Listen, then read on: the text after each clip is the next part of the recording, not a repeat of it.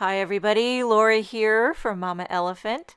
Thank you so much for joining me today. I'm excited to bring you more introductions to the January 2023 release. Today we're featuring the new Group Hug stamp set along with the coordinating Group Hug creative cuts. So here it is, and it has an adorable large image of critters hugging each other, and then there's a large sentiment, huge hugs, and some sub sentiments that kind of compare with it. What do they say? I can't wait to hug you in person, just for you, celebrating you today from all of us and more. I'm going to color this large grouping of hugging critters. I'm stamping it with intense black ink, which is a Copic friendly ink. I'm stamping it onto some Hammermill cardstock. You can color this, of course, you already know. However you choose to color, whatever your medium of choice is. I just kind of gravitate towards the Copics most of the time, and I do a very loosey-goosey approach. You can see my marker caps there if you want to know exactly what colors I'm using. So I'm going very, very light for the elephant, using a few of the W0, W00, W1 Copic markers. As you can see, I've faded in almost to light to white.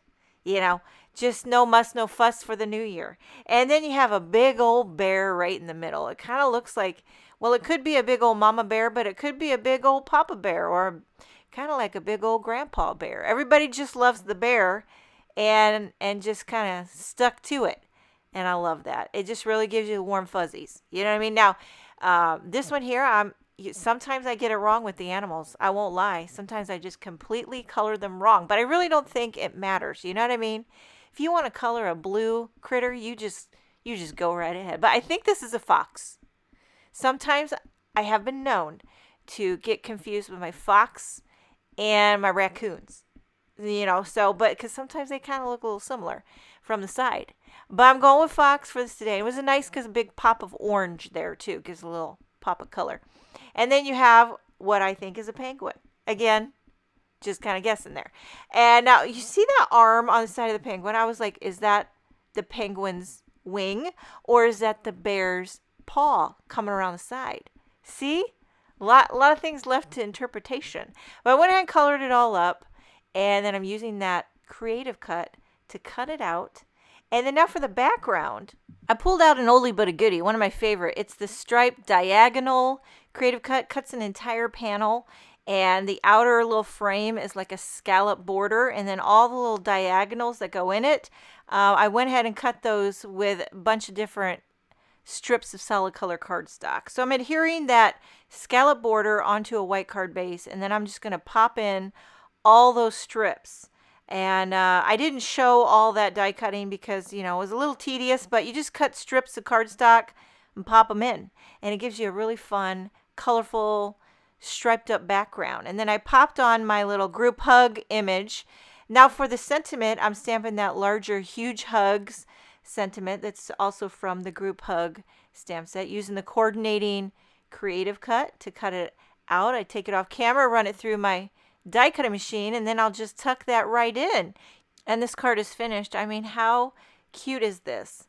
It's just a very thoughtful, gives you the warm fuzzies type of feel. Now I'm going to also feature a new creative cut, and this one's called the ShapesHeart set. And I cut these all apart to show you. You get 3 different sizes of hearts. These are lending themselves to some shakers. Like I said in a video yesterday, I lost count of how many shakers I made. But I mean, when you got stuff like this, how can you not? But if you didn't want to do shakers, you just could cut a bunch of hearts. These would be great to embellish that sweetie bag that I showed yesterday. Or you could just put a bunch of hearts on a card, which is what I'm going to do. So I just want to show you how this one has that faux stitching border, and one is just kind of more just scalloped and plain. And then, of course, you got all the inner hearts that pop out. And I'm going to take one, just the scalloped plain heart, and I'm going to create a little shaker heart. So again, back with the acetate, cutting a piece of that as well out of that heart scallop shape, and then I'll create my little shaker portion. Using glue on the back side, Barely Arts, I love it. Gluing on that little heart die cut acetate, and then I'll use some more of those foam adhesive strips. I'll tell you one thing, I don't know if you know this, maybe you already do, but when you take the backing off of the foam adhesive strips, you can really manipulate them in that rounded heart shape. Okay, also in the Shaker Shapes Heart Creative Cut set are these little mini groupings of hearts. Some are smaller, some are larger, and those are great for creating your own shaker filler or little heart confetti or little heart embellishments, whatever toots your flute. But there you have a cute little shaker heart. And then I went ahead and die cut a few more of these little kind of medium-sized hearts, and I'm going to glue these all over a white card base, just kind of hanging off the edge, using some warm tones, kind of lending itself for a great Valentine's project. And then I will take this off camera and trim off all that excess hanging off the sides of the card base, and then I'll simply adhere my shaker heart right in the center. And then now I went ahead and prepped another sentiment, that huge hugs again. I just really, really like it. I can see myself using this huge hugs sentiment time and time again. And there you have a fun, colorful, cheery set of cards featuring the group hug stamp set and the Shaker Shapes Heart. Make sure and leave a comment for your chance to win a prize package. Thank you so much for joining me. Have a wonderful day, and I will see you next time.